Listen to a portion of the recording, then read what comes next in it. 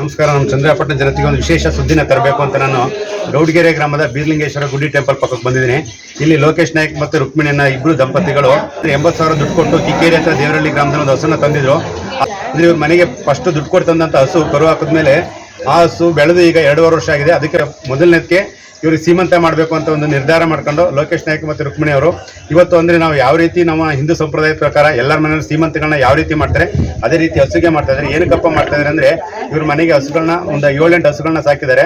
ಹಸುಗಳನ್ನ ಸಾಕಿ ಹೈನುಗಾರಿಕೆ ಮಾಡ್ತಾ ಇದ್ದಾರೆ. ಆ ಹೈನುಗಾರಿಕೆಯಿಂದ ಇವರು ಸಾಕಷ್ಟು ಆದಾಯನ ಗಳಿಸ್ತದೆ. ಮನೆ ನಿರ್ವಹಣೆ ಇರ್ಬೋದು, ಮಕ್ಕಳ ಎಜುಕೇಶನ್ ಇರ್ಬೋದು, ಇನ್ನು ತೋಟಕ್ಕೆ ನಿರ್ವಹಣೆ ಇರ್ಬೋದು, ಈ ತರ ಎಲ್ಲ ಹೈನುಗಾರಿಕೆಯಿಂದ ಇವರಿಗೆ ಆದಾಯ ಬರ್ತಾ ಇದೆ. ಅದಕ್ಕೋಸ್ಕರ ನಾವು ಯಾವುದರಿಂದ ಆದಾಯ ಪಡ್ಕೊತೀವಿ ಅದಕ್ಕೆ ನಾವು ಗೌರವನ ಕೊಡಬೇಕು, ಅದನ್ನ ಪೂಜಿಸಬೇಕು ಎಲ್ಲರೂ ಅನ್ನೋ ಒಂದು ಉದ್ದೇಶ ಇಟ್ಕೊಂಡು ಮತ್ತೆ ಲೋಕೇಶ್ ನಾಯ್ಕ್ ಮತ್ತೆ ರುಕ್ಮಿಣಿ ಅವರು ಮತ್ತೆ ಅವ್ರ ಬ್ರದರ್ ಎಲ್ಲರೂ ಸೇರಿ ಅವರ ಕುಟುಂಬ ಎಲ್ಲ ಸೇರಿ ಅವ್ರ ಮನೇಲಿ ಜನ್ಮ ಪಡೆದಂತ ಸಮೃದ್ಧಿ ಅಂತ ಈ ಹಸುಗೆ ನಾಮಕರಣ ಬೇರೆ ಮಾಡಿದ್ರು ಸಮೃದ್ಧಿ ಅಂತ.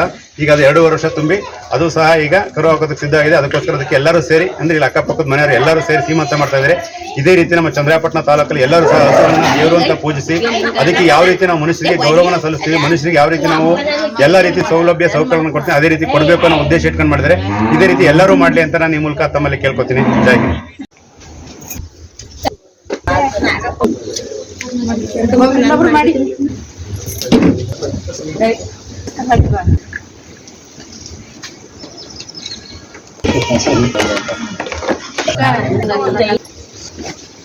ಯಾರು ಬರ್ಲಿಲ್ಲ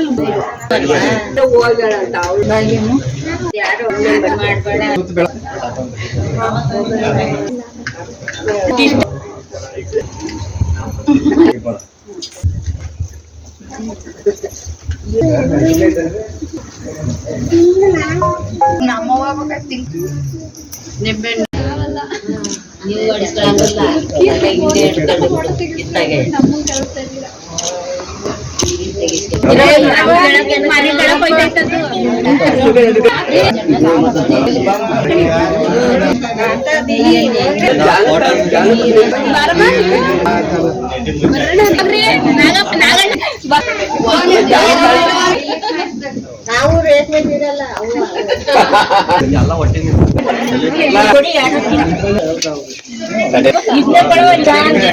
ಗೌಡಗೆರೆ ಗ್ರಾಮ, ಕಸ್ಬಾ ಹೋಬಳಿ, ಚಂದ್ರಾಪಟ್ಟಣ ತಾಲೂಕು, ಬೀರಪ್ಪನಗುಡಿ ಟೆಂಪಲ್ಲು.